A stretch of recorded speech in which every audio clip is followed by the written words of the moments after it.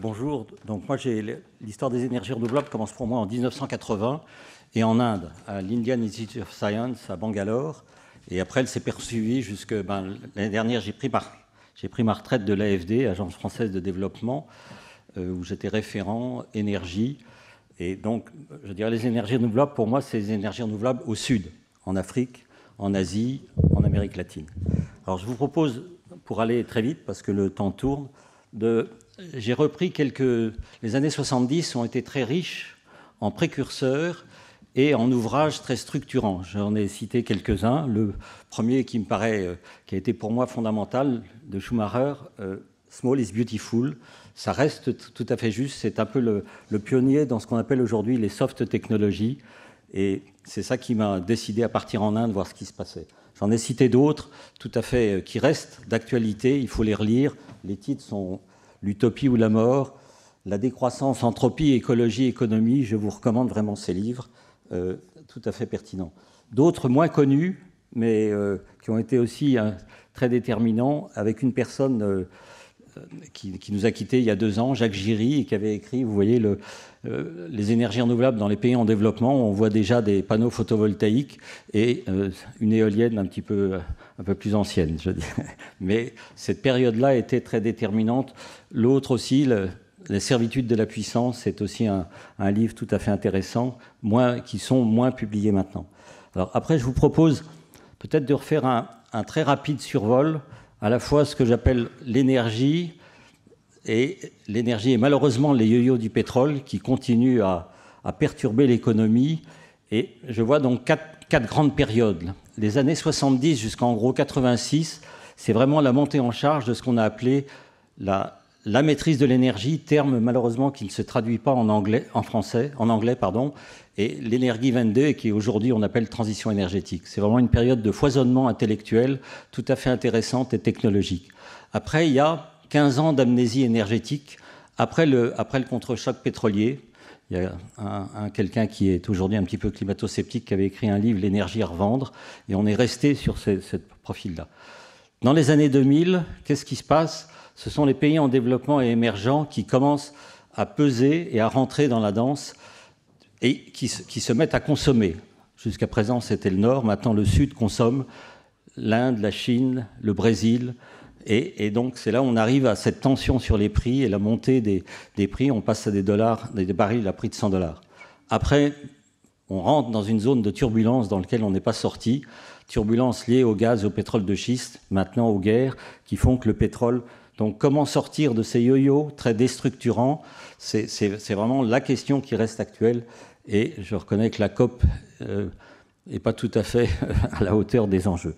Quel est le point ? Et là, on l'a bien dit, le point stabilisant et le point tout à fait intéressant, il est ce qu'on a dit, c'est la chute des prix du photovoltaïque, assez extraordinaire et qui se continue et qui, elle, est révolutionnaire. Effectivement, le photovoltaïque est révolutionnaire. Pour la première fois, c'est une électricité statique. Il n'y a plus ces grosses machines tournantes. Elle est modulaire.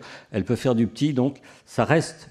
C'est vraiment l'élément, et la physique le dit, révolutionnaire qui bouscule. Et on l'a vu maintenant, l'économie fait qu'on est passé en dessous du prix du nucléaire très largement et du fossile.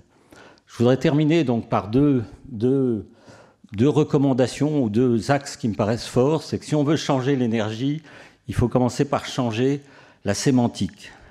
Et alors, la première chose, c'est j'ai voulu montrer avec ces cubes qu'en fait, on parle sans arrêt de renouvelables et de décarboné. Le terme de décarboné n'est pas très bon. Dans la salle, on est, je dirais, il y a 2 tonnes de carbone vivant là qui sont actifs. Donc, le vivant, c'est du carboné. Donc, le point important, c'est de comprendre qu'on a le renouvelable. Et le renouvelable, il y a tout ce qu'on veut. Le solaire, on en reçoit 10 000 fois par an, ce qu'on consomme tous les ans. De l'hydraulique, de l'éolien, il y a aussi tout ce qu'on veut en ressources. La vraie question, c'est le rechargeable.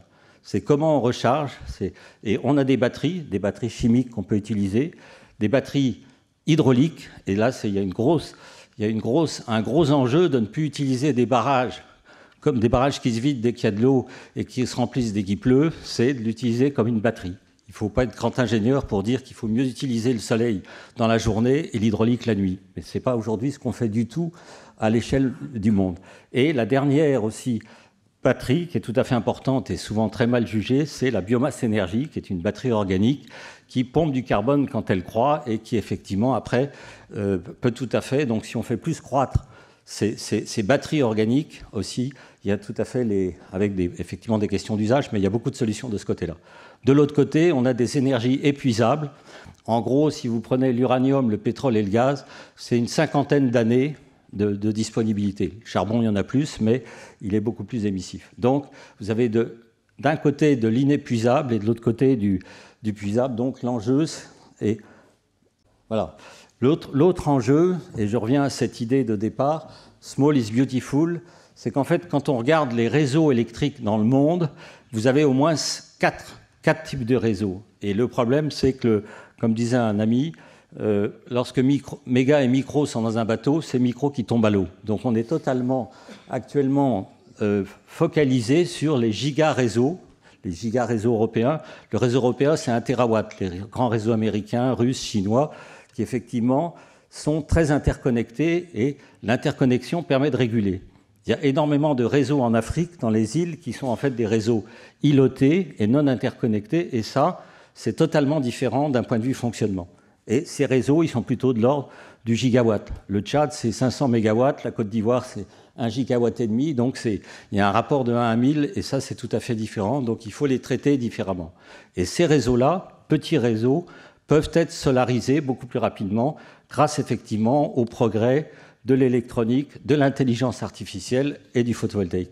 Et puis il y a tout le reste, ce qu'on appelle le hors-réseau, qu'on va évoquer, et c'est pas du tout la même chose. Les hors-réseaux, c'est soit des mini-réseaux, soit des systèmes, ce que j'ai appelé des e-réseaux, des réseaux immatériels qu'il faut effectivement développer et qui intéressent encore pas loin d'1 milliard de personnes. Donc le problème, c'est d'arrêter d'analyser l'électricité comme étant avec toujours derrière un très gros réseau. Et ça, c'est quand même un petit peu le problème de nos électriciens conventionnels, sans citer celui national que l'on connaît bien ici, qui ont quand même tendance à raisonner uniquement dans un certain cadre. Voilà. Donc c'était quelques idées historiques.